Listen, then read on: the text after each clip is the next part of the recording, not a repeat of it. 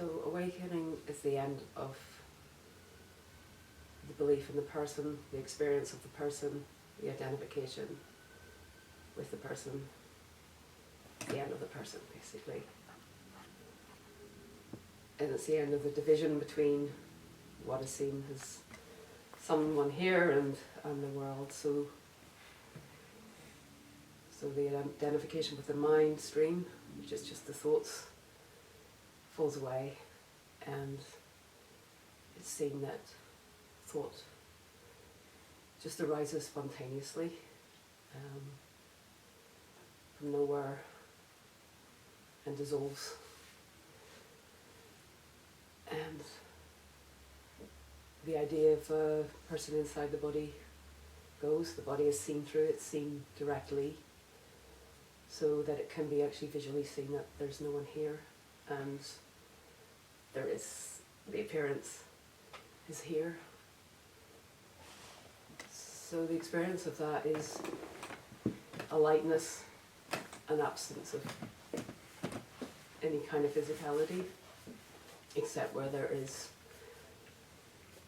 the feet on the floor, or so the whole kind of idea, the image of this self and everywhere is kind of undone. So there's just nothing and everything, and that is seen and it's known, so it's deeply known afterwards as well. So it's, and for some people that comes as a shock, and for some people it doesn't, and very often it happens in the two events. So in the first event it's the seeing of emptiness, which is just seeing that this is all void, this is the void, there's no objects, there's no table, there's no chair, there's no people, nothing. So there's just everything appearing in nothing. So it's real and it's unreal at the same time. And you may not know what that is, because you may just think something bad is that. That's what happened here, was I thought something bad had happened. But it wasn't like an experience of something negative, it's just the absence. But we have so many words like depersonalization, derealization, dissociation that make us think that maybe this isn't a good thing. So your desires tend to fall away in that, your motivation falls away, and there's a kind of going through the motions of life, but a freedom as well. So a freedom from the sort of like if you're hedonistic, the drives for intrigue, drives for drama, drives for excitement, everything tends to fall away in that, and there's just life happening. So you're seeing things, and it's kind of like a shrug, really. So, and it's neither good nor bad. The ups and downs in life tend to even out, so it's just very, very ordinary. But if you know what's happened, if you do know what's happened, it can be quite frustrating, because you know that seeking can continue and love is not being seen. So if you're lucky, at some point love will be seen, and so love is seen to be the essence of everything, the essence of what's here, what's everywhere, because there's no division. So it's absolute fulfillment. It's the fulfillment of all desires all at once. So there's really nothing to be sought. There's no reason to acquire anything in terms of self-development, in terms of everything is perfect, basically. So there's no movement. It's the cessation of everything. If you're able to really indulge that, you will tend to just sit in one place for a long, long time. So that's the honeymoon period of awakening, which is really it's heaven on earth. It's really amazing. It's a healing time of just feels like healing. It's just sinking into where you are. So it's everything is just where you are. So there's no reason to go somewhere to find a better time or a better environment, although you might want to be out in nature, somewhere you can sit and just enjoy seeing the, I don't know, the trees, the sky. It's particularly amazing if this happens at kind of spring, so you can sit outside and just really rest. So this is rest, it's absolute rest. It's everything comes to a stop. Psychology comes to a stop in that. It's the mind can fall away absolutely, so that there's no thought. And thought creates a veil as well, even. So it's quite hard to describe that, but it's, if you've experienced it, it's, yeah, total rest, it's total peace. And with that is the seeing of stillness. So everything is still, and the sacred dimension in life is seen. Again, the sacred is seen, I think, most clearly. Everything is sacred. So indoors as well, it's all sacred. The table is sacred. Even the curtains are sacred. But I think the stillness is so beautifully seen outdoors, particularly. And like everything is being seen for the first time. So everything is being seen in the full dimensions. And that can be quite astonishing in a way, because it's so different. The sky that's seen in awakening is so different from the normal sky, and so it's very arresting, and it's also very absorbing. So the absorption that was in the mind stream is now in what is. So that's the rest. It's coming down, it's coming out into what is. And so that continues. You might change your life in that in some ways, if you know, in your relationship, or you might, if that's not good, maybe you'll just change it, but it'll flow, it'll tend to flow, things tend to flow. It's not a time for reflection, really. I can't imagine, certainly wasn't here. It's because there's nothing to reflect upon. It's the end of reflection in a way. And that can last for months to years. Over time this becomes much more ordinary. You get used to it as well, so it becomes the new normal in a way. So that there may come a time where you want to change your life to bring it into alignment with this as well, because there's a chance as well that all the conditioning that's overlaid your kind of original nature kind of tends to clear. There tends to be a kind of clearing. Some of the patterns take a while to unwind, so that you may be able to self-actualize certain things that you weren't able to before, maybe in an easier way. So your original desires, or you know, mummy and daddy, or your caretakers may be like, I've told you this is what you want, this is what you'll do with your life. So in a way that can blast all this away. And so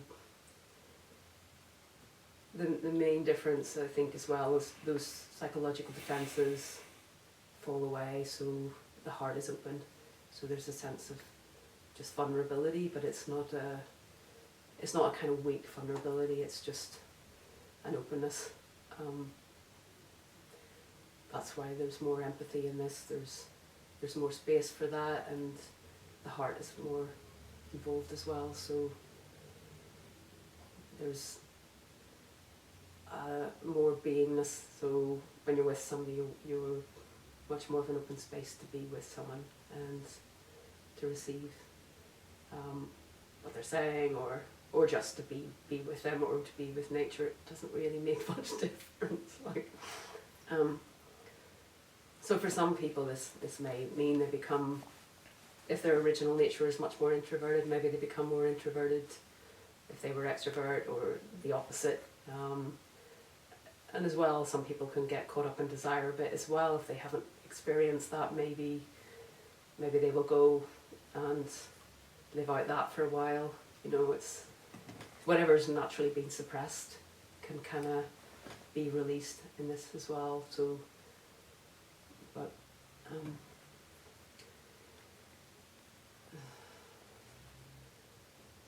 so there's nothing you can do to make this happen, although glimpses are very common. And so the abiding state, it's not something you can bring about. It's a kind of grace in a way. It's kind of, although it tends to be preceded very often by a lot of suffering.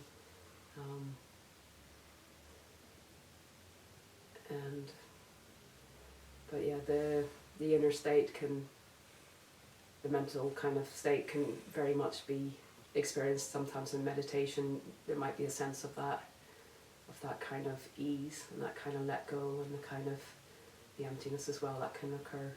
And as it can when we're in the flow with something as well, we get a sense of that ease and that rest. But the whole transformation doesn't come about. It can be very much like a reincarnation in a way, because it's very much, it can be like before and after. It can be, the past can seem like someone else so entirely different, but it's kind of really hard to sort of like take that seriously. But so there is no time. The identification with the time, the identity kind of falls away, but time appears in the timeless as well. So life is lived in accordance with that. Its reality shifts. Its experience of it is different, because relationships continue, but the experience is different, because when people are with you, they're with you. When they're gone, they seem to be absolutely gone. But without story, we end up in mental hospitals. There is some sort of continuity to life, but it's, when you're here, you're very much here. When somebody's gone, there's very much gone. So,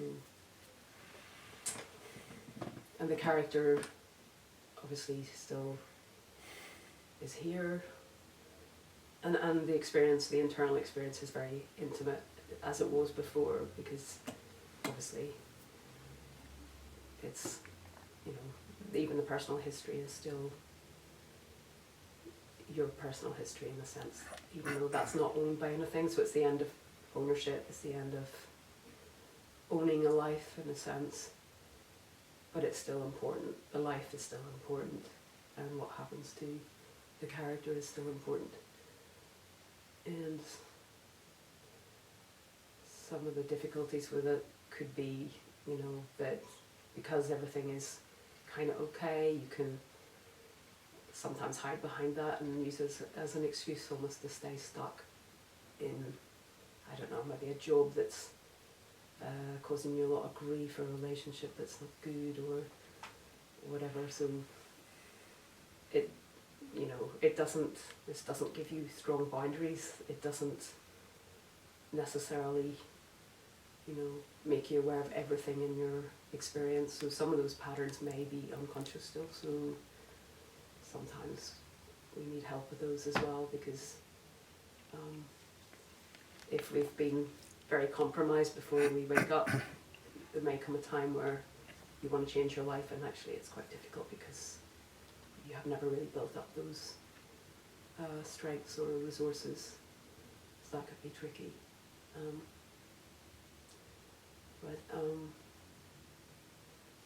So we're born into this. We're born into wholeness, and so where everything is just happening spontaneously anyway, and so the sort of cloud of forgetting kind of hits us at different times, and some people remember when that happens, when they start to identify as the little me, the big world, which can be really, really sad for a child. Although a lot of us actually forget that happens, and then when we wake up, we remember that we were once kind of innocent, once free. So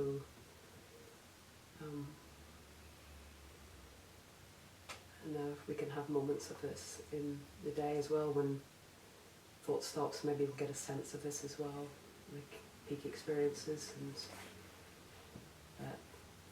but when the unconditional love is seen, that's in loveness with everything. So that's joy. It restores everything to joy. It's in loveness with everything. So there's a kind of delight in meeting the other. There's no strangers. There's no such thing as a stranger. It's everyone you kind of meet. It's like you see them from that. You see beyond you can see beyond the veil. You can see that they are not that. You know, they're not the character. So there's this kind of warmth that's there. There's this kind of acceptance and acceptance of however they present, even if you don't like them.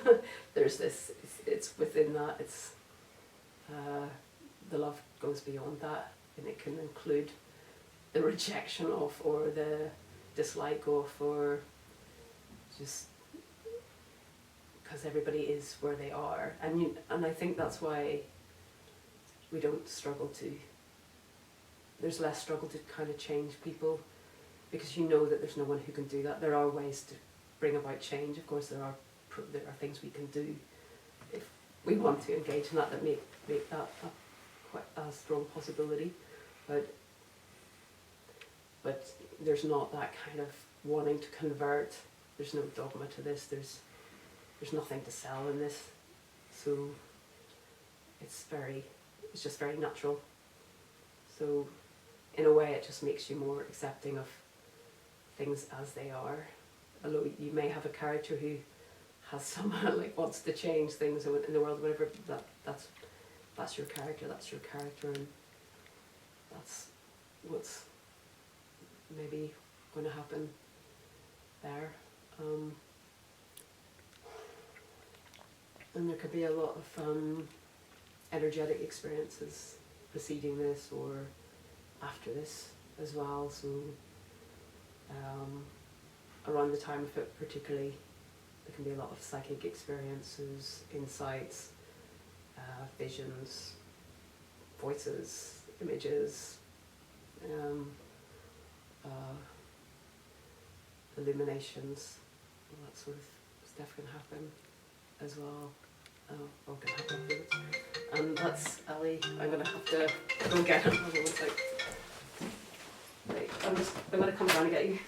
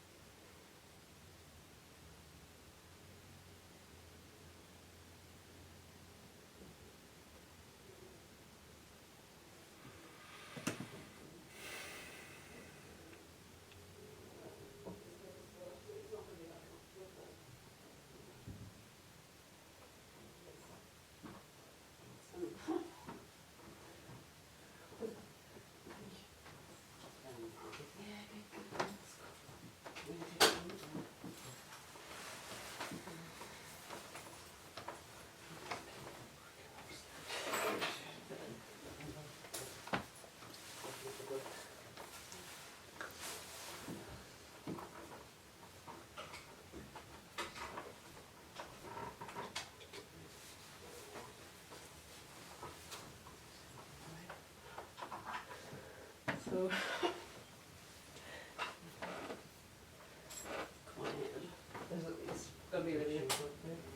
if you want to.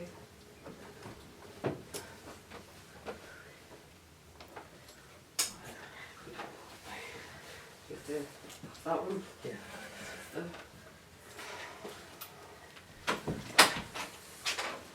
Right.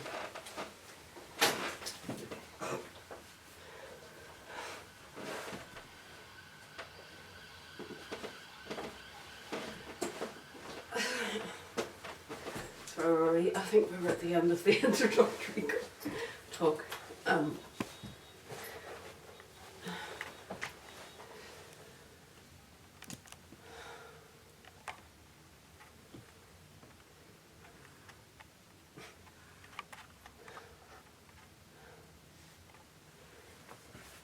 haven't I covered?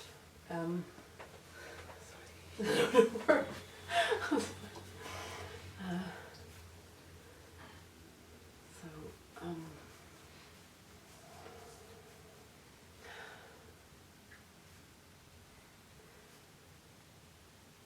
Has anybody got any questions at this point?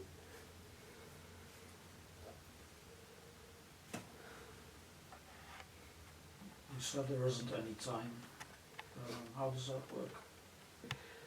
What your time is an appearance. There's just the timeless now in a sense, but there is no now, so it's just there's just what's happening. It's very hard to describe that. So when the person disappears, that's just seen.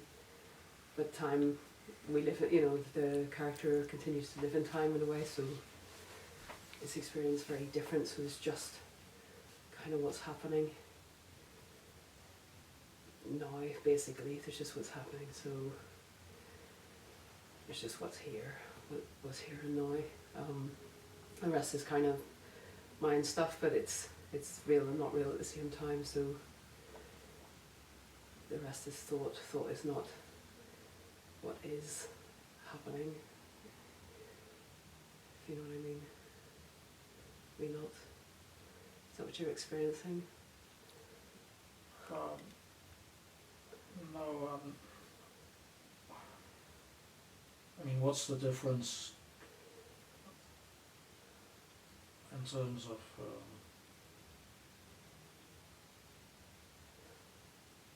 like how people normally experience time? Well, experientially, all of your energy is, you are where you are, right?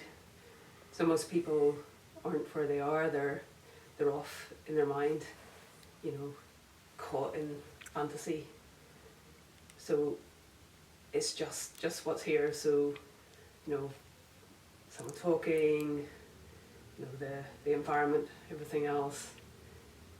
And then, if you go next door, I mean, it's like you're gone, you're gone, you're not, it's not thought about, it's not,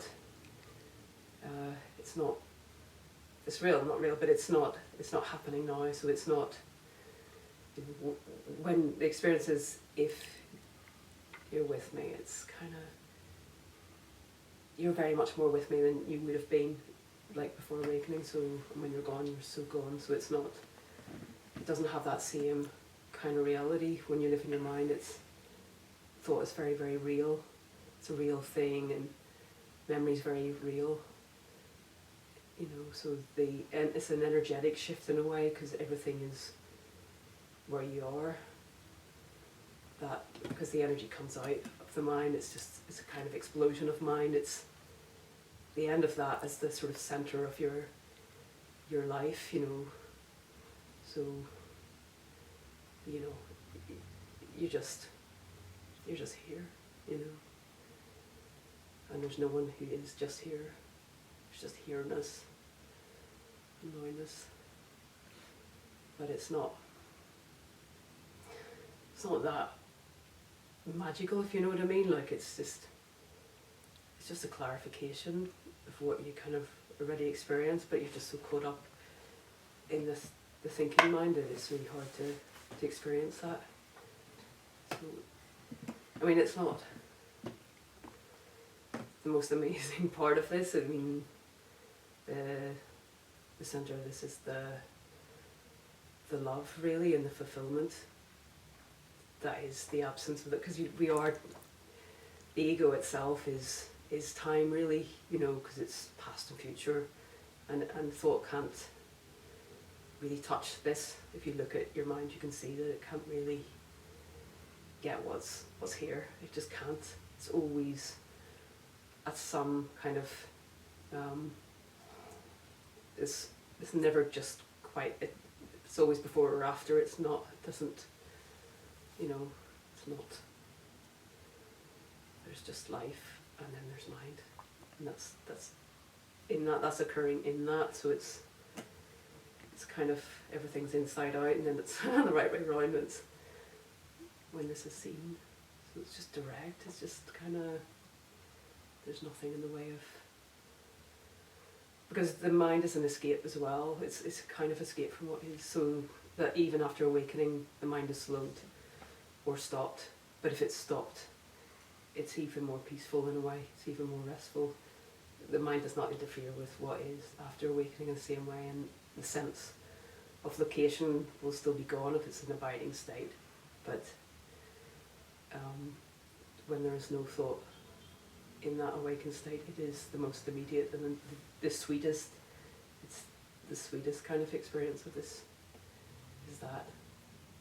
This, I don't know if that makes any sense. Does that make any sense? Probably not. Senses of the mind, so it's. I can't see it. How long can this last? That feeling. How long does it tend to last? Well, it's not actually a feeling. I mean, when it's an abiding state, it's just that's it. It's just it doesn't go back. I mean, it doesn't. Doesn't. Because so yeah, the sense of here-ness doesn't return. Well, it just hasn't returned here anyway. But and the sense of identification doesn't return. So there's always. It's just either it becomes more normal or it's less intense, maybe as well. But it's the love stays. I mean, the lack of boundary stays, and that's very clear because it's not just known; it's experienced as well because it's experienced different. And it's really hard. That's the bit that's quite hard to describe because there really isn't a sense of anyone in here or out there or any kind of identity is kind of gone, which doesn't make sense in terms of the fact that life matters and what I do matters to me. You know, what I do the rest of my life kind of matters to me. Like, so it doesn't. I mean, you can have a glimpse, and lots of people have glimpses, and so they can last a second, a week, a month, a couple of months, whatever. But not. They tend not to last that long, really, and then the sense of constriction, which is very bodily as well, kind of comes back. So yeah, it's a permanent. Whether the mind's there or not, whether suffering is there or not, there's still nothing here. But there could be suffering. Doesn't it doesn't tend to stick around in the same way. So because there's no no hooks for that, but it tends not to be neurotic, so it doesn't. If there be suffering, it tends to be not that ruminative thought around stuff. So, but you can suffer from, obviously, in the moment you can't. There can be suffering, and if there's real problems, that could be a pain in the ass, like it is. But yeah, because of the kind of spaciousness and the being where you are, it doesn't last. It doesn't have a hold in the same way. So a lot of anxiety can dissolve in this, because anxiety doesn't have an object. It's kind of neurotic. With fear is always, I'm afraid of something, whereas anxiety is just, can be just, it may not have an object, just it could be around something, but it tends to be neurotic more. So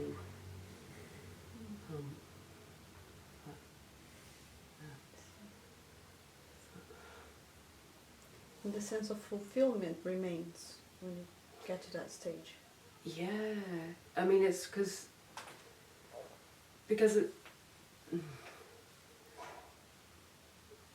yeah, because it's rest. Because I think so much of what we do is well, a lot of us, I suppose, actually, a lot of what we do is looking for excitement and stuff. But actually, once you experience rest, it's kind of what.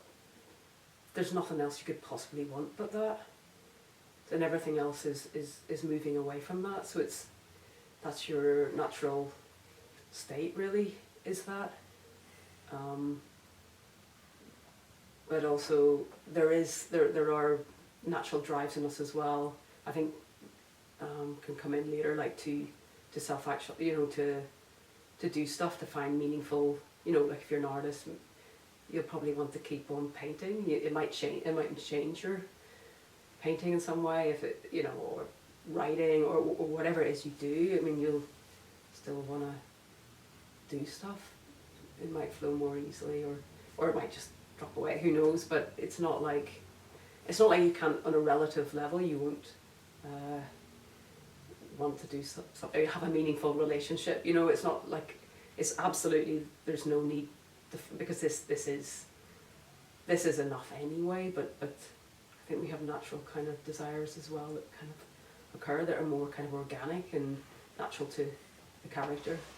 They kind of want to be actualized as much as we want, because self-expression is part of who we are as well, as characters, as people. So in a way, because it's always talked about, there's no need for meaning or whatever, but that's in the kind of the whole awakening thing, because realization is just finding your true nature. So that's all that was ever sought anyway. If you could ever seek anything, it was that, and then whatever happens after that is beautiful too. But it's it's not coming from a place of need or necessity. It's coming from a place of natural flow, or wanting to express what's just there. What makes you, the qualities that you have that make you, that they come forth, and they can. Obviously, you don't need to be awake to do that. But if there's a lot of defences around that, it's a very good shortcut to kind of to doing that, because a lot of self-esteem stuff is around, me and them and comparison and stuff, which, you can still have aspects of that too. Like, it's not like, you're just sort of, some things will still scare the shit out of you, like to do. Like if you step outside your comfort zone, you're still stepping outside of it, but it'll be more natural, than before. So I think anyway.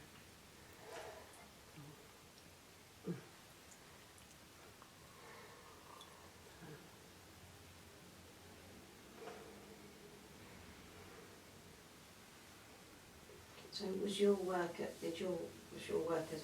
as a therapist come after your awakening, or were you doing that before? It was after. Yeah. It just seemed it's not necessarily an easy thing to do either. But it's just a natural kind of one, because I think a lot of people do go into that, healing or just something that involves, I suppose, because listening or whatever, it's just kind of easier, I suppose, because there's not. I think if it was before awakening, I'd be just like, what the hell, just be so lost in this, like, But, because therapy in so many ways is about an individual, isn't it, and about sort of boundaries and individuals sorting themselves out, usually. Yeah, I mean, after awakening, I saw that as kind of like a waste of time, like, and now I'm like, I don't see it like that, like, because for me, I had an energetic experience that revealed a lot of my own psychological stuff, so that I realised there's a lot of them dealt with stuff, and it was amazing, and it's really exciting actually. So I do see the benefit in that, like in talking things through and becoming more and more aware, because I suppose that's why now I would see it like it's all about becoming more whole in terms of psychological, and you know, there's the wholeness already, but there's becoming more aware of more of the unconscious stuff and integrating that, because otherwise you can get really, really stuck in your life, and you know, and I find that really exciting, like that you can keep on growing. But I think, I mean, people talk about deepening, and I never really got that, because to me the awakeness is just, you know, that's just awakeness, and then the growth is kind of psychological. It's not to do with the non-dual awakening, because that's just, to me, that's just awakeness. It's just, you know, it doesn't, it can vary in intensity, or it can flag up a little bit more sometimes than others, like, because especially if you get like samadhi states and stuff, and then, you know, so the love can become more intense, or I don't know, different aspects could become much more noticeable. But, you know, the sort of samadhi there's a kind of drunkenness of the samadhi states, which is really nice as well, really sweet. That can go up and down as well, but yeah, so I see it. Some people seem to slip into this way, from what some speakers say, where they just sort of slide into it and the integration just kind of happens. I guess it just depends where you were.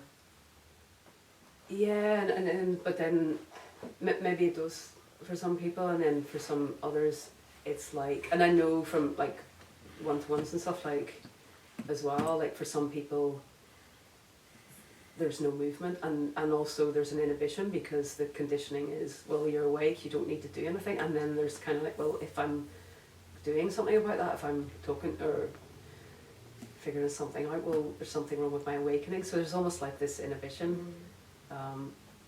So I don't know, I think there's an awful lot of conditioning around. Yes, sure, some patterns unwind, and a lot did with me. They just, you know. Yeah, but you don't know what it's going to be, do you? If it's... Yeah, because if the character beforehand has like CPTSD, you know, childhood trauma or something, that's, you know, it's not necessarily going to go deep enough to uproot that, you know, and you may be, okay, so if you've got a freeze response to trauma, which is you kind of tend to withdraw and isolate, which is kind of the classic dissociation. And you might just think, oh, well, you know, I'm awake, you know, I like being on my own, or, you know, I'm comfortable, it's aloneness, it's not loneliness, blah, blah, blah, and then you have no friends and you have no life for the rest of your life. You just, and one day you just kind of realize, you know, like for some people it's like, actually, you know, it's so there staying can be in that. blocks in the character that can hold back the full awakening. I don't think it holds back the full awakening. It's just life can be nice, you know. It's much better life. Like if you find a loving relationship and you find good friends. I mean, life is just so much better. In the sense, but it doesn't detract. I mean, it's paradoxical too, because it doesn't detract from the awakeness, because it's that's there anyway. You can live a shoddy life and still have the awakeness, but not really engaging, and I think that's the danger, because you know, you can remain stuck in that. Whereas I think, you know, and also if you're really not in touch with all your emotions as well, then you won't realise that, because you feel okay, but it's like, you know, so someone's trampling your boundaries all the time, and you're like, oh, that's okay, you know, I don't mind, you know, I feel okay, but really it'd be better just to fuck off, you know.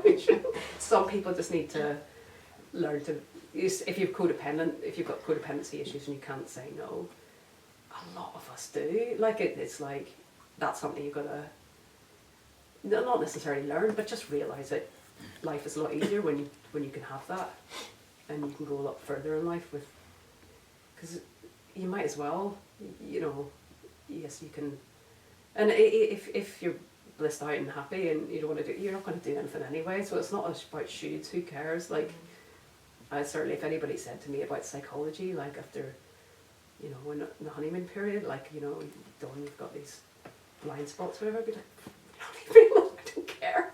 So what, you know, you can be like that as well. I think that is, you know, you gotta kind of want to, or I think most people do, because there's even conditioning around, all right, well, you know, I am the one, I'm not looking for the one, or, you know, we need a relationship, and it's another way of kind of, you know, well, some people don't necessarily, but, you know, that could be another way of, I don't know, staying isolated or something, but, I don't know, it's different for everyone, it really is, like, but there are themes that emerge.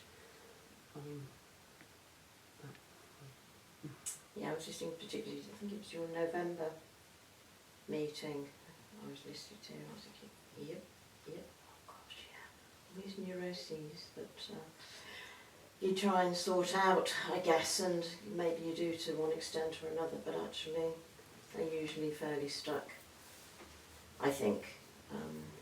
So, but like being aware of them doesn't mean to say you can necessarily change them. I mean, even if you've had years of therapy, in my experience, you know, there's still stuff that has to be managed.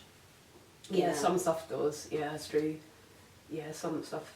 But there's amazing, like, the changes that happen sometimes. If someone hasn't been seen and heard, like, you know, like, just, if someone's been around abusive people and that's it, like, it's amazing when they just, you know, when you get an experience of someone's actually just hearing your pain and going, yes, that's tough, and, you know, they're owning that, and they can change really, really quickly just through being heard and acknowledged, because there's a lot, I think a lot of us don't get that. We don't know how to really hear each other and to reflect back. I mean, there's a lot of that, and I think also some of us can't even get that from therapy if it's so, you know, in an apparently unawakened state. If there's so much, you know, I think even therapy sometimes it's very difficult to change those patterns. oh, what you mean, like you can't really absorb the message, or like make the most of the therapy if you're very, very... Oh yeah.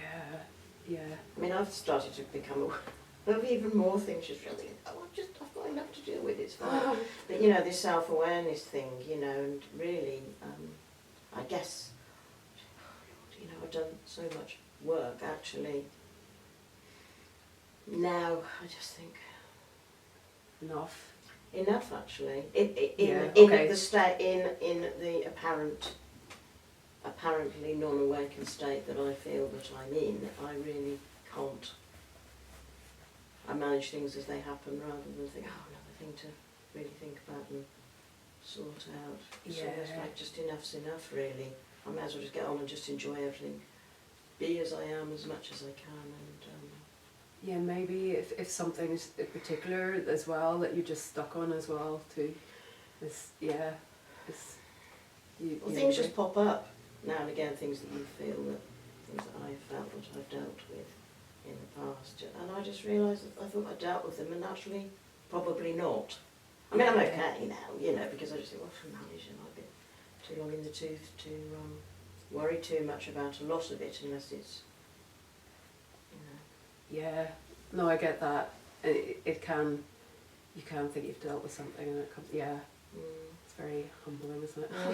Very much so, but also it really messes about your self-esteem and self-worth as well. Again, you know, it's almost like you just keep going around this hamster wheel, that hamster wheel, that hamster wheel. It's exhausting, actually. Yeah, some patterns can be stuck, and that's it. And maybe there is a need to just accept or deal, or kind of have your life kind of to manage, like you say, manage it, or just kind of accept that. Yeah, maybe, but yeah. I mean, I guess I feel acceptance comes a little bit easier just because I'm sort of older and I'm not facing quite so many issues, you know, especially the last couple of years in some ways, you know, having less to do with other people. It's always like, oh, phew, you know, it's like not always, oh, another issue here, and oh, that's brought that up, and you know, I just want to rest really, which I Yeah. feel I get more by not doing that much. But I'm also very aware that I, had a few glimpses and experiences,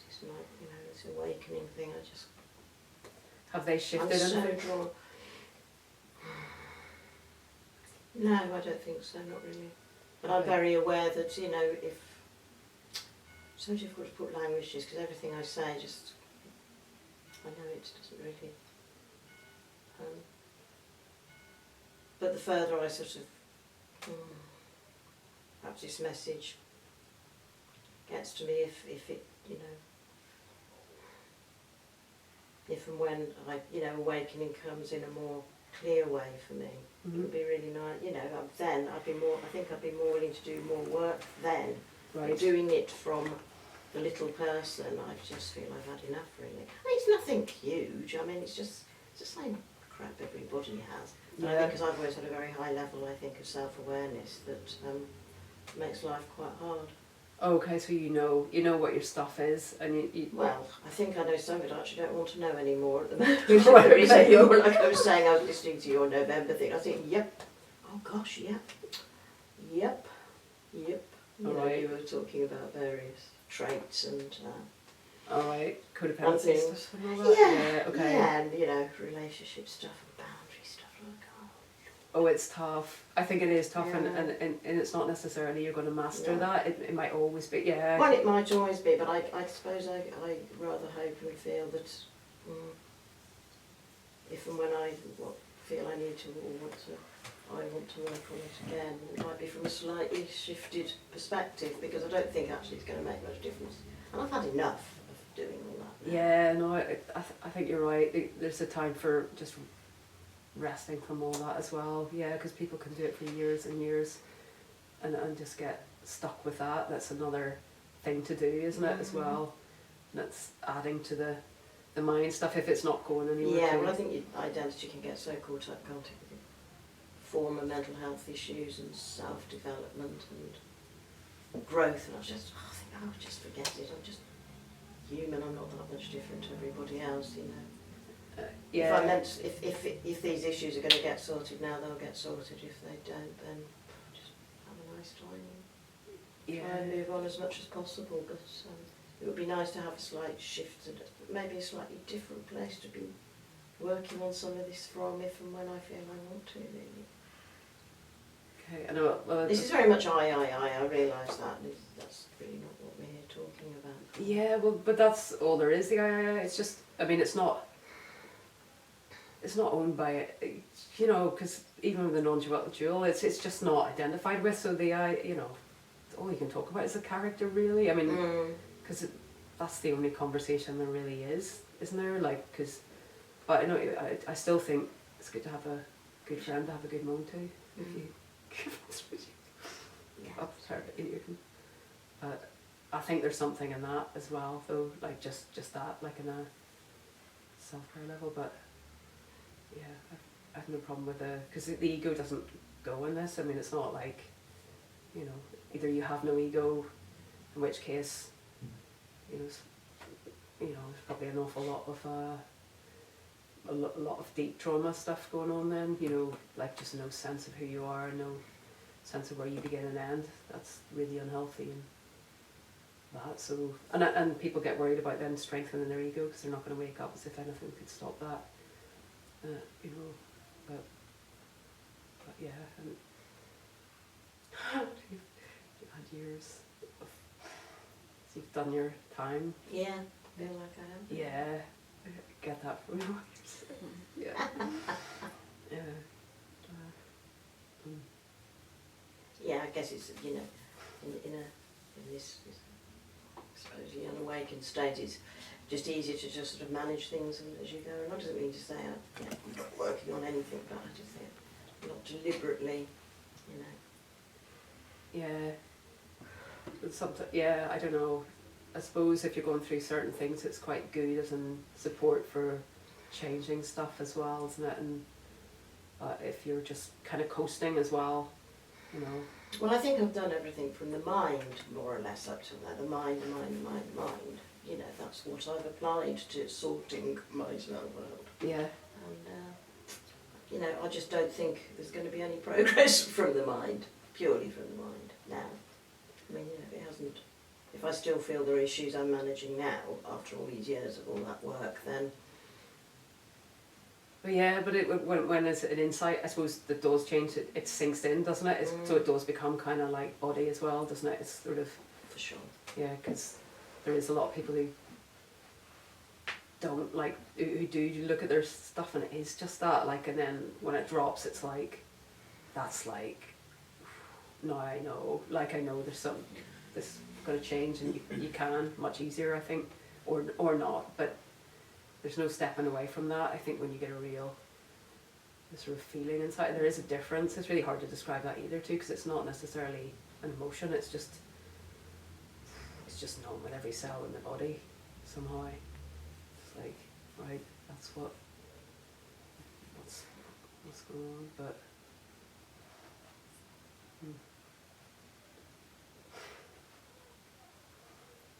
but the energetic stuff can bring up a lot of issues, for sure. Like, if you're not conscious of them, it's like,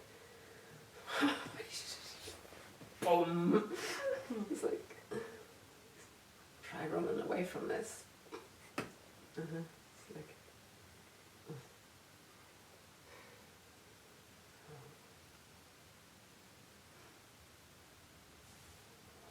They're talking about growth and instead of deepening, is growth psychologically, or what was that? What did you mean by that? well, that, I don't know, other people talk about it differently. They say that there's deepening of the awakening. And the growth is something different, you see. Well, I don't, for me, there's no deepening of the awakening. Mm-hmm. It's, the growth is psychological, really, or the What changes. does that mean, like?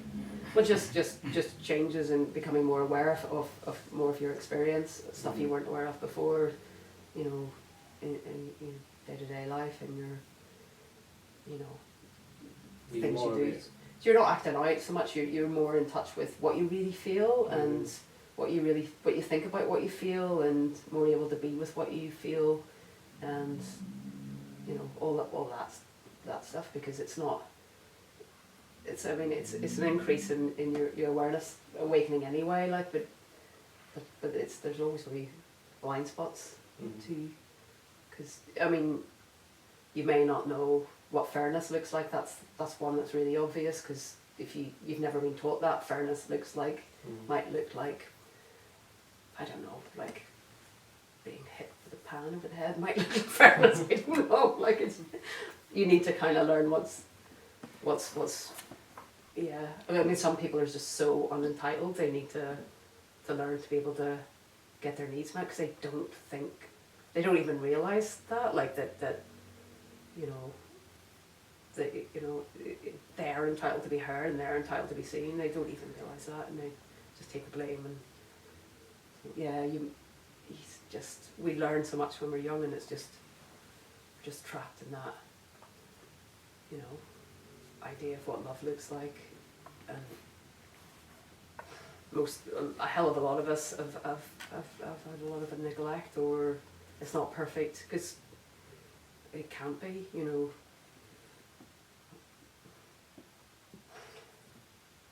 Are you still becoming aware of things now, even now? Yeah, there are insights. I get insights.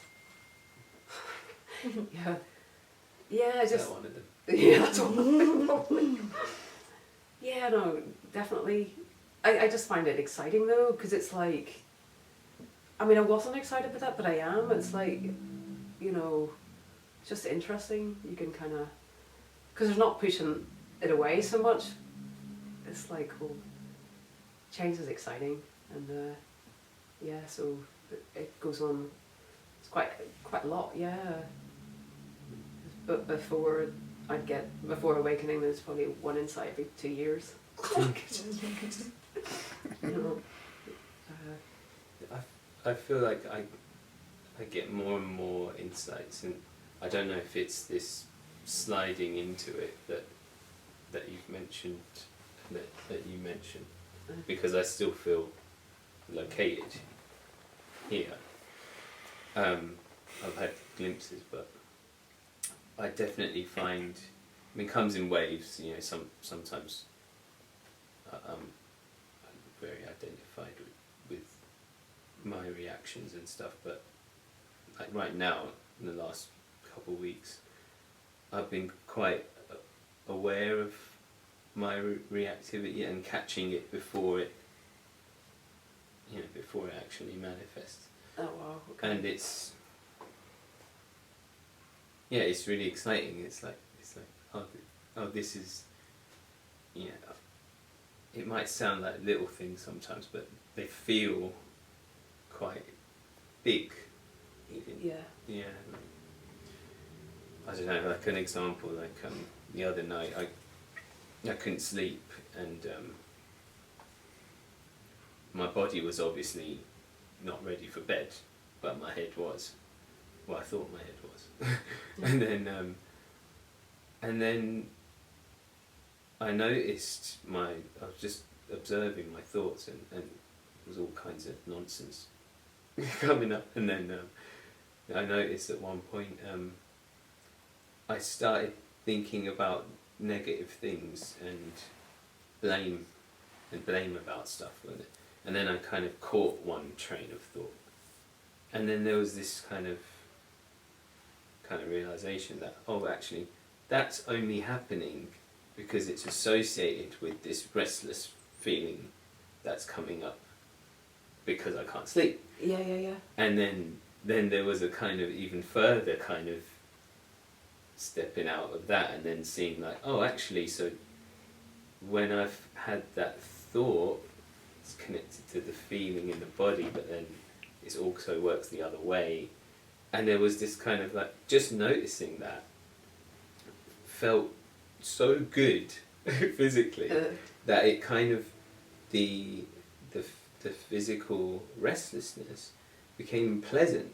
Okay. And it was like, oh, this is really nice actually, feeling agitated. And then I fell asleep within 5 minutes. Wow. Okay. And so Wow.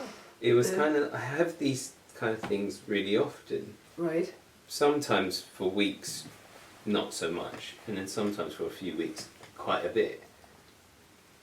And I'm wondering if that's like the sliding that you refer to, or I'm not sure, because I don't. I didn't experience the sliding, so I don't know. But yeah. I mean, it sounds like letting go, doesn't it? And the awakening, and not every. I mean, the sense of location comes back for some people as well. And I don't know how you, because you get glimpses quite a lot, don't you? I do feel like micro glimpses quite often. Yeah, like when I'm just sitting and being with whatever's happening. And you feel the constriction and the. I mean, is it real feeling of contraction after that then, or not? No, it's Not. lessening. It's definitely. I don't know. It's going, isn't it? It is going. Something feels like it's almost like watching a TV. Okay. If I could describe it that way. Yeah. Sometimes it feels like I wake up and it's like I'm watching a TV, but it's as soon as I start interacting with someone, I'm lost in that. I'm in that. Really, always an interaction, is it? Or are you just not aware? Like right now, when you're interacting, is there a sense of person there? Is there now? Like It's if you'd asked me this a few weeks ago, I would have said yes. Right now, less so. Is there a doubt around that, or is it just less so? Is less so? It's kind of like in your last meeting, you mentioned somebody asked about asking yourself if you're enlightened, and you were like, well, you wouldn't care anymore. You know, there's this sense of just not slowly.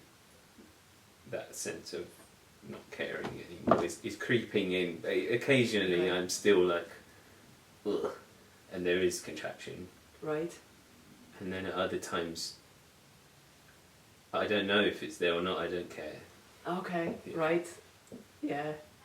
It's So it's dropping away. Like it's kind of. It feels like that, but then, yeah, the times when it doesn't feel like that, then makes me think it's not. So maybe it's me and being. I honestly don't know. Is it clear when the times when it's not like that? Is it clear it's not like that, or is there doubt around? Is it like that, or do you know? Yeah, but then what happens lately is I notice that that's just a thought. Okay. And then it's just like, oh well, that's just it's Okay. irrelevant because it's just a Right. thought about it, and it's just move on. So that's where the question is kind of dropping away, starting to drop away, because you realise it's just a thought, and then so soon you probably won't give a shit, but you don't sometimes. So like it's Yeah. but you're still, I suppose you're still coming to. Well, people come to the talks whether they're awake or not. Some of them do anyway, don't they? And yeah, I still feel some separation, but yeah, it's because I keep hearing about this sliding and this gradual kind of, and some other things that people have described, everything and nothing kind of thing, which has only been obvious in little tiny micro glimpses. So it's funny because so someone at the last talk said something about being at a talk made them doubt, even though they're awake, and there's something about you listen to them, someone, and they're talking about nothing and everything, and everybody's talking about it slightly different, and it's very easy just to get hooked into something somebody's saying that doesn't match up with your experience, or also can happen the other way around, like something somebody's talking about doesn't make sense, and then months later it's like, oh, that's what's saying me, and it just like the question about that kind of just goes. yeah, But like latching onto someone else's, or what you think their idea of it is, and maybe just making your own idea of it, I guess. yeah, but also the appearance, because someone's sitting at the front and maybe they're really kind of ebullient, like really big personality, and just like, yeah, away, you know, and you think, well, I don't really feel like that, because I remember seeing someone shortly after my awakening, and it was just, there's just this, and I'm like, but it's not like that for me, you know, it's a bit more sort of subtle, but yeah, I just realised it's someone sitting in the front of a room, they've got to do something, don't they, you know, it's like, you gotta, you'll have your, you know, way of presenting it, and but it is a hook. It's just think, you know, what are they feeling then, like, and because for me it's all, because it's not, you know, some people talk about excitement. For me it's the absence of excitement almost, because it's well, I suppose there is a little bit around the awakening too, but it's not the same as the excitement when you're going to a party or something when you're young, or not when you're young or whatever, but you know, that kind of, it's not a disequilibrium, you know, like excitement it's a very grounded kind of. It's like equanimity, isn't it? Yeah. And I'm finding that some of the things that you're saying, it resembles a bit of the Buddhist teachings as well. You know, a thing that doesn't, trying not to identify to certain things, like not being attached to certain things. Like you can live your life fully, but then not having attachment to certain emotional aspects, such as like craving and aversion, right? I think once you get that stage is when you start seeing things as they are. Yeah, is the problem when you try to cultivate that rather than, you know, I think everybody kind of gets, you know, because then you can almost try to suppress the sort of craving and aversion kind of stuff, but yeah, it happens. Even just the seeing of emptiness is that's the end of craving in that sense, and aversion, because it's just kind of moving through life. You cannot suppress that, right? It has to happen naturally. Yeah, that's right. Yeah, it's I think the spiritual stuff, when it's very taught, it's difficult because people try to emulate those attributes, and it just turns you into a zombie, you know, like, so But sometimes it can be useful as well. So the mindfulness stuff is kind of cultivating that, and actually that can create much more equilibrium too. So, I mean, I think meditation is good before or after, whatever. Some people after, some people before, like, because it's still getting you in touch with the stuff, the unconscious stuff, the emotional stuff, and there is something about that.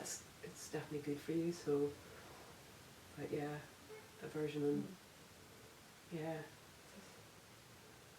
But at the same time, there's still aversion to things. You know, it's true, and it's all paradoxical too, because there are natural aversions on a kind of relative level too, as well. You know, obviously, but it's a radical acceptance. But it's within that there's just, you know, things you like, things you don't like, and things you really fucking can't stand.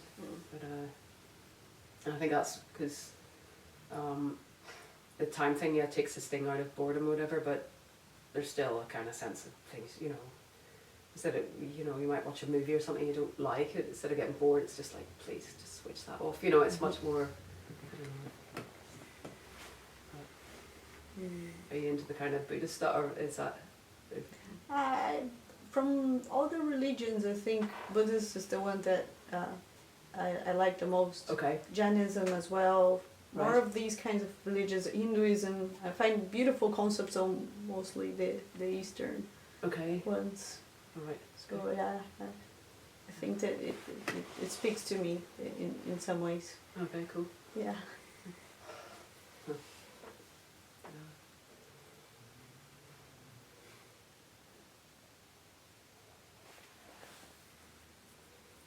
Just, I'm going to say, what Oh, the lady was saying, You can't see each other. what Move around a bit if you want. saying about be just getting exhausted as well. I find that happens quite periodically, and you know, there's always triggers coming up, and it's like, oh, what's this showing me? You know, can we explore this? Can we just sit with it? Can we accept it? And then at some point I just get exhausted, and then sometimes that really helps, because it's like a natural acceptance of it. It's like, oh well, and then it's like, oh, I can be with that. I can. That's just more stuff happening. You know, it doesn't always need figuring out.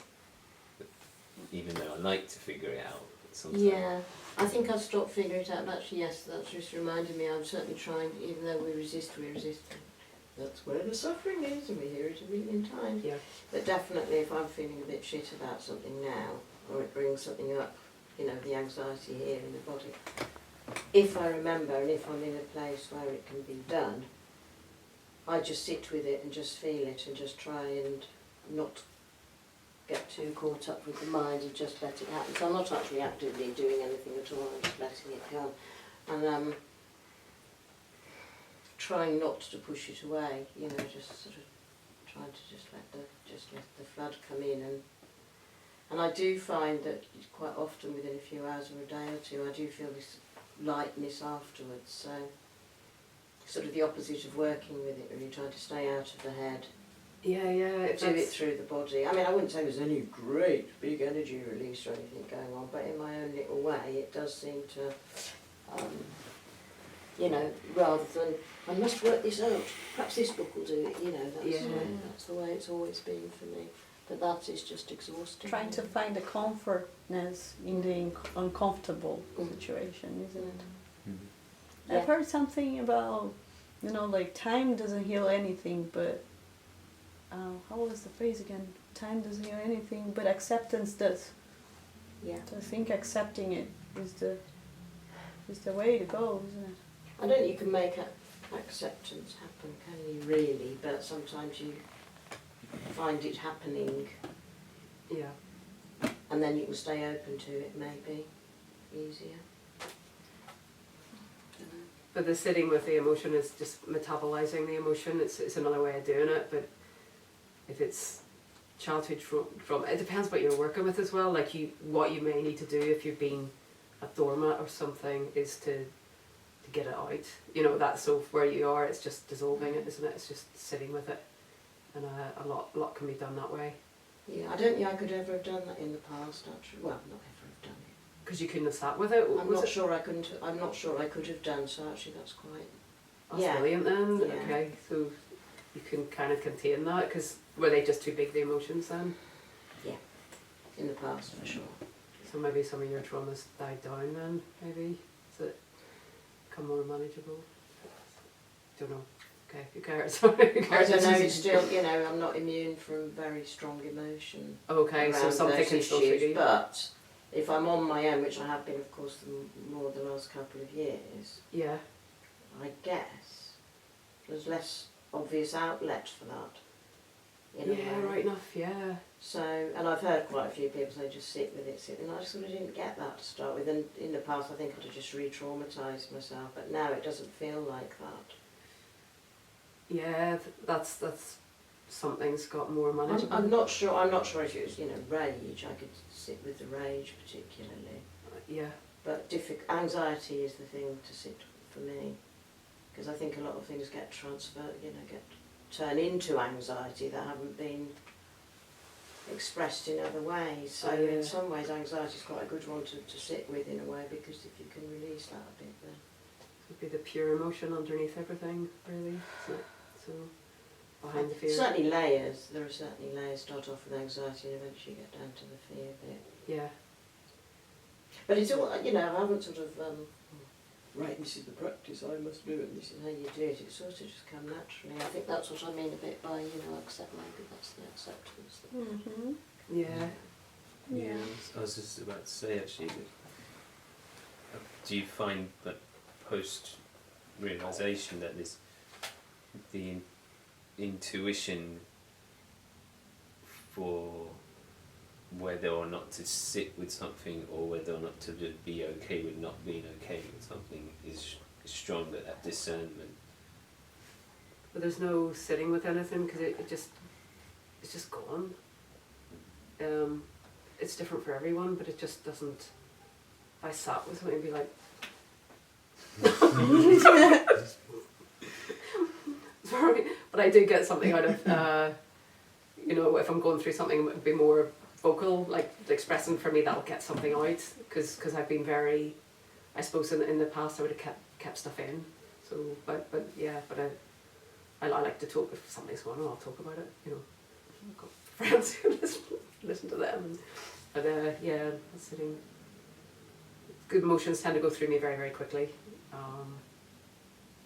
You know, anger. I mean, it can be strong, but it lasts. It's kind of annoying in a way. It can last a couple of minutes, and it's kind of sort of goes, and it's like, what do I do now? Where's it gone? You know, But you like come back. Well, it's just, I'm just angry, you know. Not angry, yeah, like it's just, yeah. I can imagine I might be questioning my authenticity if things came and went up, because I'm very used to things getting stuck. Oh, well, authenticity is about being able to express that, being in touch with it. Well, yeah, in the past, maybe I wouldn't have felt anger about certain things that I should have felt angry about, and so there's that, and still certain things could bypass me and not be like, you know, why didn't I, didn't have any reaction to, so there's... Now, I think I meant from the point of view you feel really, really angry, and then suddenly it's gone. I think my personality or my character would be questioning whether that was really authentic if it came and went, because I'm so used to things getting stuck. Oh, right, okay. And that's yeah, why sure. the sitting with is quite good, because it's sort of... Yeah, sure. Yeah. Yeah. Without them, I think it's just that this whole mind thing, we just think mind is king, don't we? It's. I was certainly brought up in that way. You think your way through all these problems, and you get somewhere. Sometimes you think you have, until it happens again, and you realise you haven't. That's true. So I think for me, it's about getting out of here into here. But again, I've done all this for years, and again, I'm very much talking about processing something as a little believed in little person.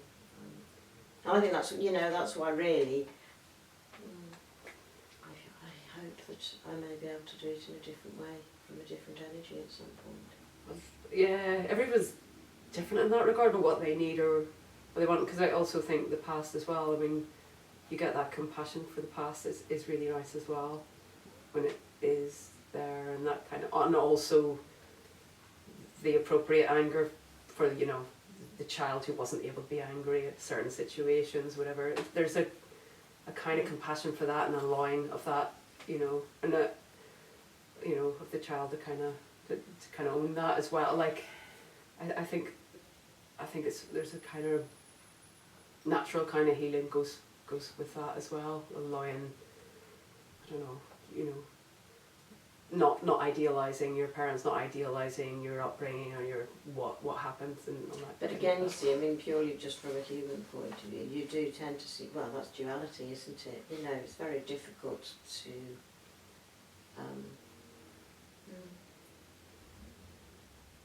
reconcile the paradoxes that come up. It's very difficult to not hate certain people. Or think it's all okay. It's very difficult to stay in the grey, isn't it?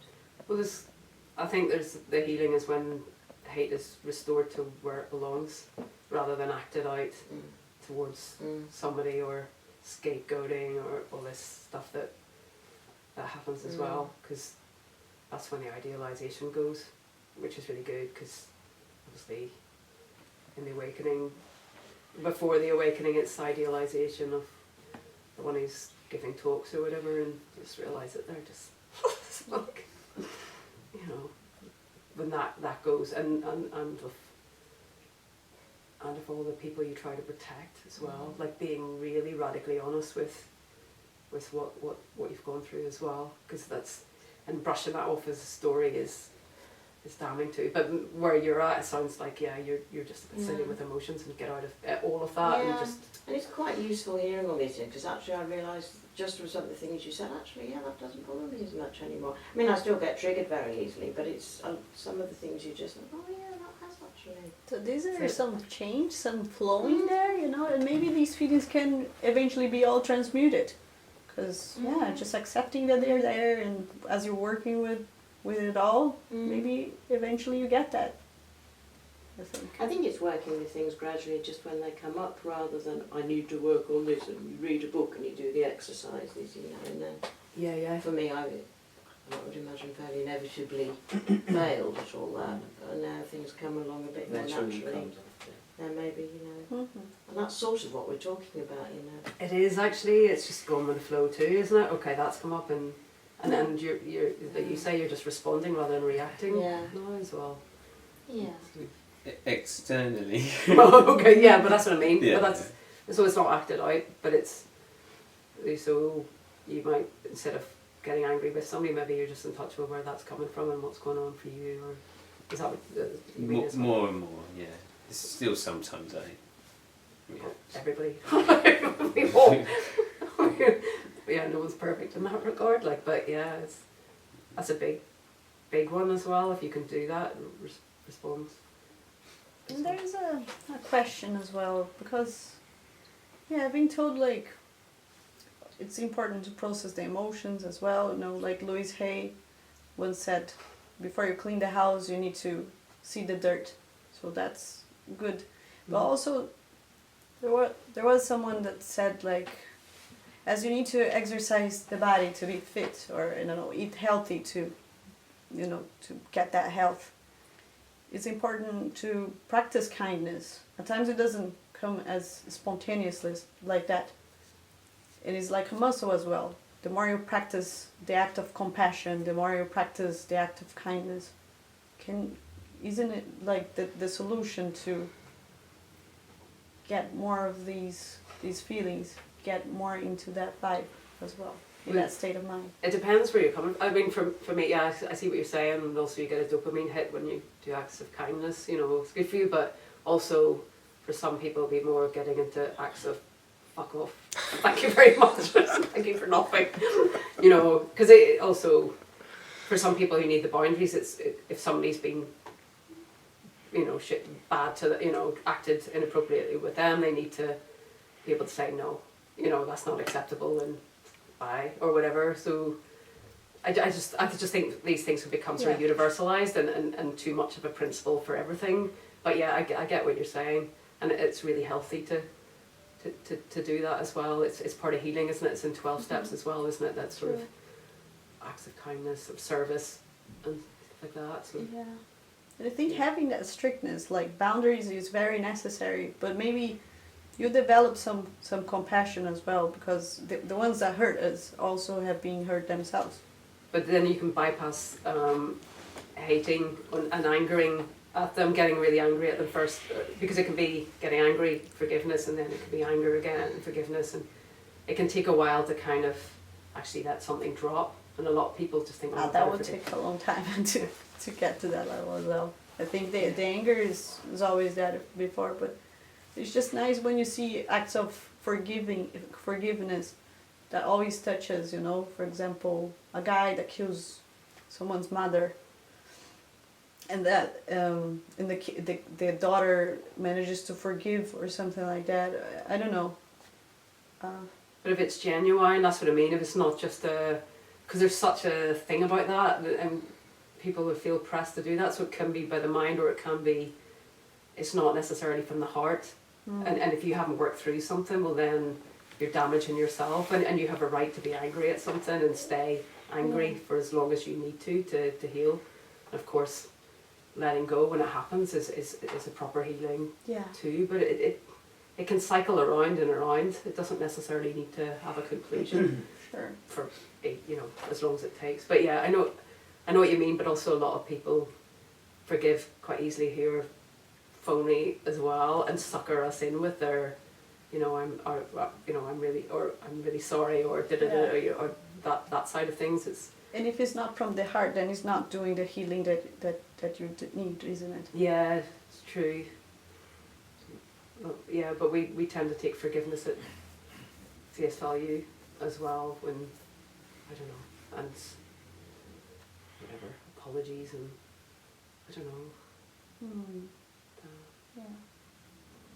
It's true. But again, it's the acceptance of what is. If the anger is there towards the one that you want to forget, that's okay, and it may come back, and it's just, if it needs to need to be with that, you need to be with that, not pushing it. Yeah, that's true. But we're rather too fond of that. But yeah, forgiveness is nice. Get on with your life, don't you? Get on with it anyway. You forgive or not, maybe, or maybe you get stuck. I don't know.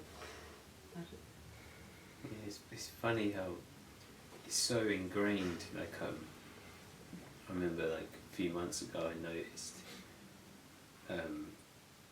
I was in a car with my mate, and he's getting lots of road rage, and then every time he'd like kick off at someone and he'd say sorry to me, for just kicking off in the car, and it was uncomfortable for me, but my automatic conditioned response was, it's okay, and it kind of makes him feel okay for doing it, so then he carries on doing it, and it's really, if I was really, really honest with myself, I didn't want to say anything.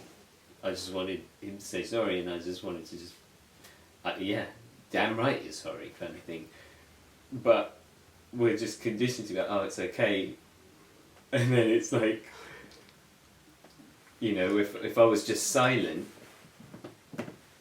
he probably would have really felt sorry, because there was no kind of acknowledgement. It was just like silence, kind of awkward.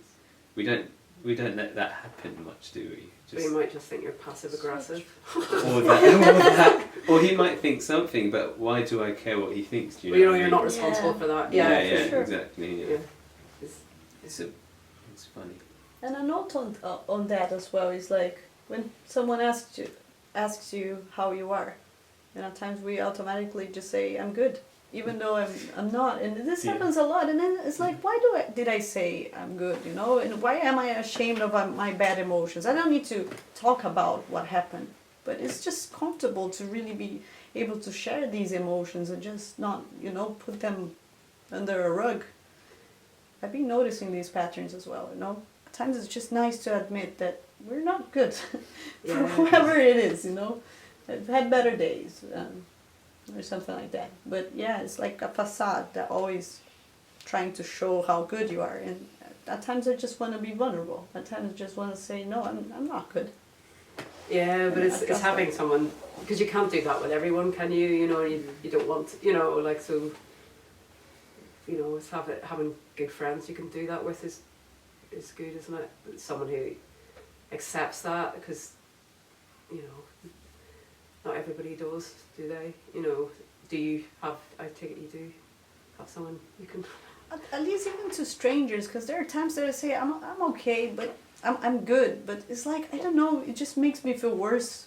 Yeah, no, yeah. Because I'm not good, I'm horrible, you know, and I just wish I could be a little bit more genuine. Not that I want to talk about my life to that Yeah, stranger, no, it sucks. but yeah, it's my emotion, and I Yeah. want to honor them yeah, sure. as they are, Yeah, you know. And yeah, I don't know, I feel like my whole life I've been creating this image, right. and I want to break that. And also I want to confess something as well, because you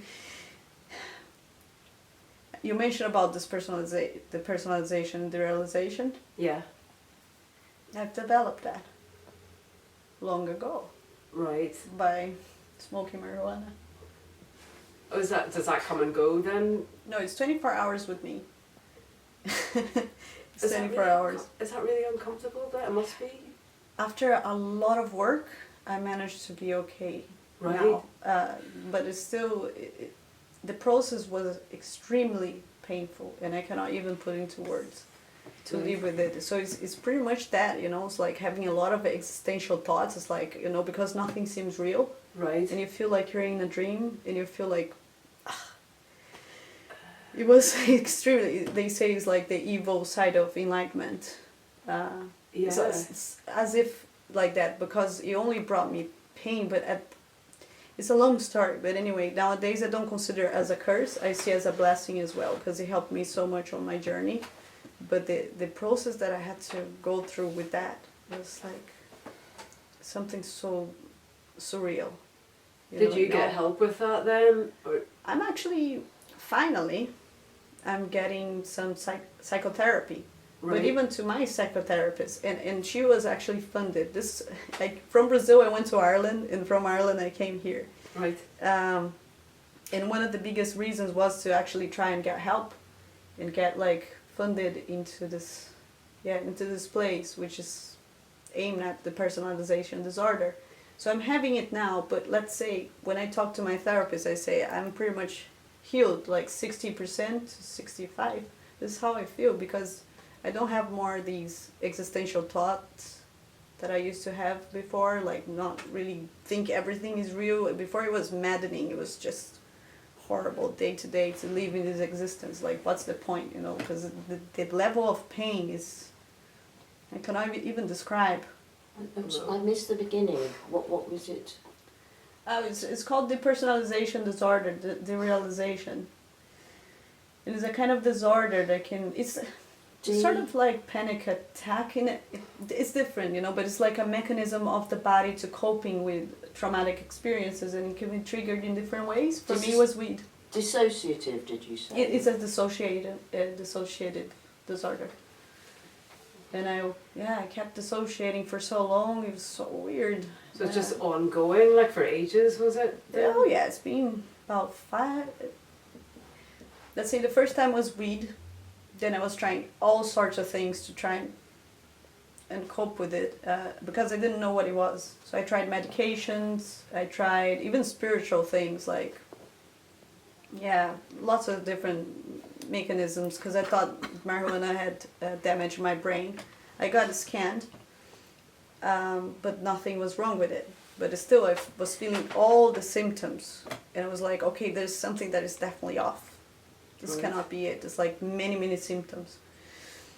And it was so strange, and I couldn't even, nobody knew what it was. Oh no, how frustrating. It was very, And then that's when something worked, which I didn't know what.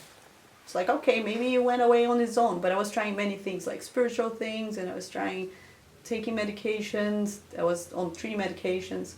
That's when one of them worked, which is called paroxetine. Right. So I was with it for 6 years, about 6 years, but I was feeling though, even though I was comfortable with my life, and I was living here in London with my ex, and I was having an okay life, I felt like everything was just numb and a bit pointless. Like I wanted to confront my pain, I wanted to confront my sadness. I knew there was so much inside that I just needed to explore. So my urge to really connect with myself was the key factor that made me stop. And then hell broke loose because I had lots of side effects. And then the personalization came back. So whilst I was taking this medication, it went away. Right. And then it came back without... it only clicked later on as well that I discovered what the personalization was. The realization. Right. So it was frightening episode, like frightening. And then, yeah, besides all the side effects that were so traumatic, like gave me so much depression, then the personalization was there too. And then I discovered, like, wow, yeah, the experiences with weed, I had the same thing. And I could connect all the dots. And yeah, so that was my journey. And then I already liked the spirituality, but I went even deeper because I wanted to heal myself. So Vipassana, the first time that I decided to go to Vipassana was actually to try and heal. And I was like, okay, it didn't heal me, but it transformed my life for the better. What way did it transform your life? You mentioned that earlier, didn't you? So The Vipassana? yeah. I started to get more in touch with meditation. Right. I started to accept things more, not take things maybe as seriously as I was before. It's like, yeah, developing more that sense of equanimity, Right. understanding that life is a bit of an illusion indeed. And that helped. So many other things as well as practicing different things, and they were always guiding me, but not really.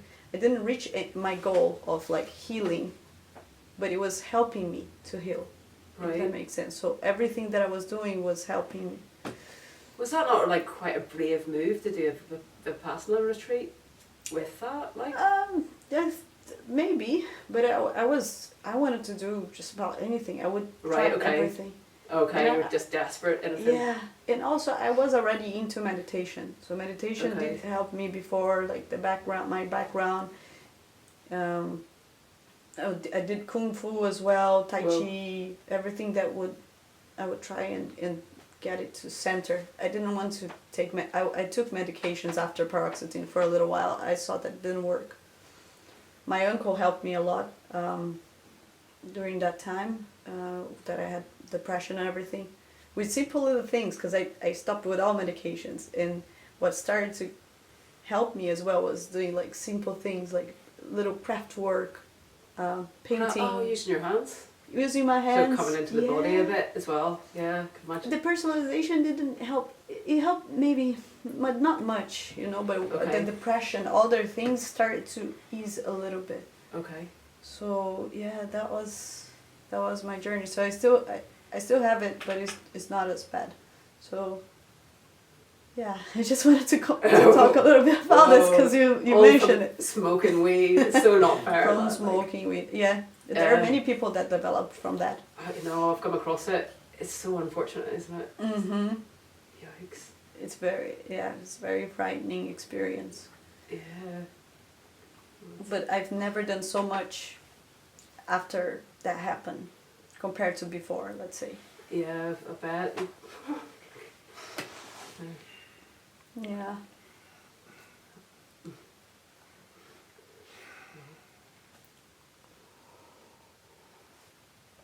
I think at times everything that seems like a misfortune or illness, it comes to teach us a lesson somehow, At least for me, I say in my own perspective, everything that came so far is being a lesson. I get that. A lot of it is, but then some things just aren't. They just seem like don't know, pain with pain, but yeah. At times the pain feels like they're little messengers that comes to you to say there's something that is not right and you need to see where it's coming from. Yeah, sometimes, yeah, I get that. That makes it sound like some kind of intelligence, but what kind of intelligence is that? I find that quite tricky. Oh, well then you're reifying it, like turning it into something, but you don't need to, but I guess, but yeah, I suppose that's transpersonal, everything's meaningful, everything's there to teach you. I mean, maybe it is, and some things do, for sure. I mean, you know, particularly when you get the same problems over and over again, obviously if you don't learn from that, you're going to get them over and over again. Absolutely, but is that just sort of more random things happen and some of us decide to use those to, you know, some of us apparently make the choice to do something with that, whereas other people might just ignore it. Yeah. I guess coming from, well, I don't know, it's very easy to think, isn't it? Because we're also looking for meaning. Yeah, well, yeah, I suppose so. And is there any meaning in any of it? And, well, the search for meaning tends to go with awakening, but, you know, then also with, it's interesting, the comparison with near-death experience, because there's an absolute certainty of meaning and learning from everything and being on this earth to realise very specific things and being told to write very specific books and stuff like that. Yeah, so, but yeah, it can, and there could be periods of synchronicities. I know, Rakesh, you've had like that seem to be very much guiding you for a time, like everything seems to be aligning and kind of pointing you in a direction, and sometimes for no reason at all, but sometimes seemingly very meaningful as well. It's strange stuff, but I couldn't make anything off that definitively because I don't know, but sometimes certainly that happens. So I don't know what this is. Maybe there is, who knows, something more to this, I don't know, but it's certainly the more kind of energetic experiences, I do think it's more, like I said before, like multi-dimensional or more, possibly more interesting than what I thought it was initially. So I don't rule out anything really. Whereas before I would have done, it's just, no, you're not. Why be interested in all that? Because it's interesting. It's either interesting or it's not, and I find it very interesting. So, what's it got to do? It's not necessarily got anything to do with awakening now, has it, or has it? No, there's just awakening or there's not awakening, and there's these experiences that sort of suggest that there may be more or not, but there's no knowing of that. There certainly is experiences, could be as, like, experiences of different realities could be as real as this reality, and so suggest that possibly there are other realities, and why wouldn't there be? Maybe.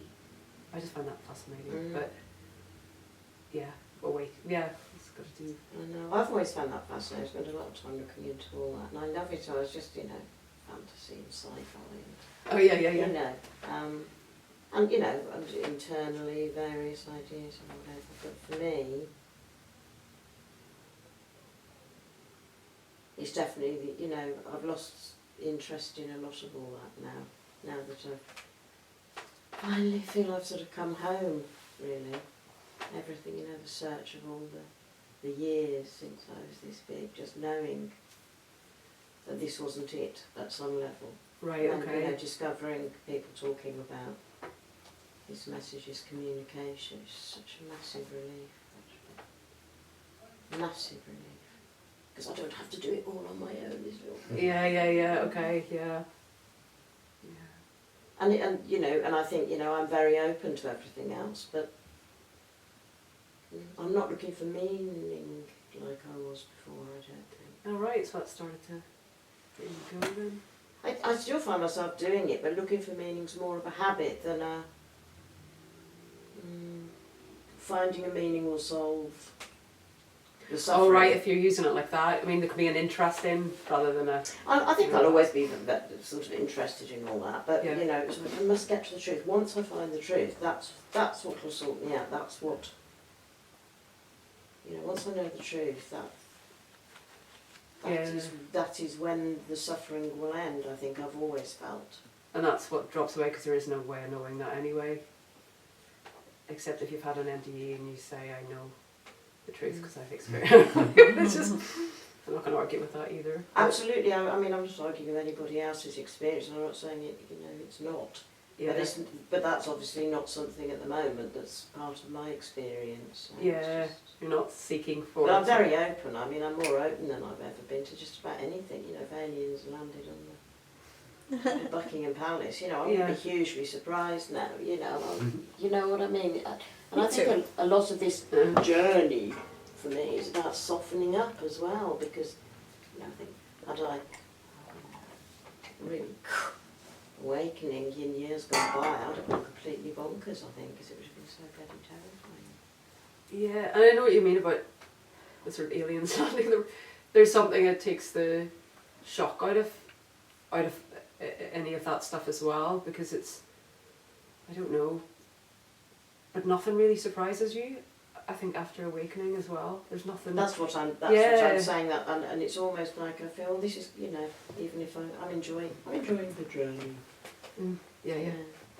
It is having its own benefits just on a human level, I think, as well as spending time in having these alternative conversations, whether they're fully about awakening or, you know, and subjects around. Actually, very. But it's weird that awakening isn't a shock. You know, it's a shock that's got no kind of, just shock with no real shock in it. It should be a shock, but it's not a shock. So it's. Well, I think for some people I've heard it seems to be. But it's not an account. Well, okay, for me, it was stepping into a different life, like, you know. But it was so natural, as well as being so different and so deep and so fulfilling. Like, fulfilling's the wrong word again, but it's, yeah. I mean, I get that, because I had when I was in India a few years ago, I had a wonderful 24 hours. I definitely stepped into something very similar. Right. If not, even if it was only, you know. And it was extraordinary, but so ordinary at the same time. And again, you see, I put meaning on that. You know, I've been given a glimpse so that when it happens, I will know. You know. Yeah. But you know, I do realise that may or may not be true. It may just be a big story. But then, like, you sort of think of a normal life, like you see an angel or an alien or whatever. The shock of that is, like it can shatter your world. Whereas your world is shattered so easily when it's complete awakening, isn't it? It's just everything's shattered. It's all gone. Like, it's funny that that's natural, isn't it? It's and natural, and the before wasn't. And the before is gone, isn't it? So funny, we're still all talking about trying to make sense of everything, and yet, you know, I know that actually you can't actually make sense of it. Yes. Can't actually make sense of it. But, you know, if we talk, we inevitably go down these paths, and it's delightful in its own way, isn't it, really? Yeah. I think so too. But yeah, there's something about just even talking about this subject as well, like whether you're awake or not, like, I don't know, it gives you a flavour of it too. And I don't know, there's something juicy about it. Absolutely. Even after, there's still something juicy about it, and it's not juicy in the same way, but it's... Well, it's much juicier talking about it in a group of people like here. Yeah, that's what I mean, really. Like the people who are interested in it or get it or whatever, it doesn't really matter, but it feels deeper somehow when you talk. There's something holy about talking about it, almost like that's good. It's healthy. It's nice. We're coming at it from slightly different than if you're just sitting in a group of friends who had no interest in awakening, I think. Oh yeah. Oh, it's a big difference. Sorry? It's a big difference, I think. There's a different energy to it. Yeah, that's true. I tend not to talk about it with friends who are not interested. There's just no desire to. No, not about awakening, but about the other things we're talking about. Oh, the yeah, other yeah, yeah. energetic Yeah. things and experiences. It can really annoy people come to that. Really wow. I don't not to go there. Like, yeah. Yeah. Actually, I don't even do that with other people, to be honest, much. I just find people really open to it though when I do, you know. But yeah, there's a risk in that. But I'm just surprised by how many people are. I hear the bell, so I don't have to look at my watch or The bell. The bell. Is that 9 o'clock? It is 9, isn't it? 9. I think because we started. Oh, Goes so fast. Yeah, yeah, that's so true. it went quite quick, didn't it? We did start it. Are you going to come out for a drink, or what does everybody want to do? Or does everybody want to sit here and have a drink? Oh yeah, I can stop. Yeah,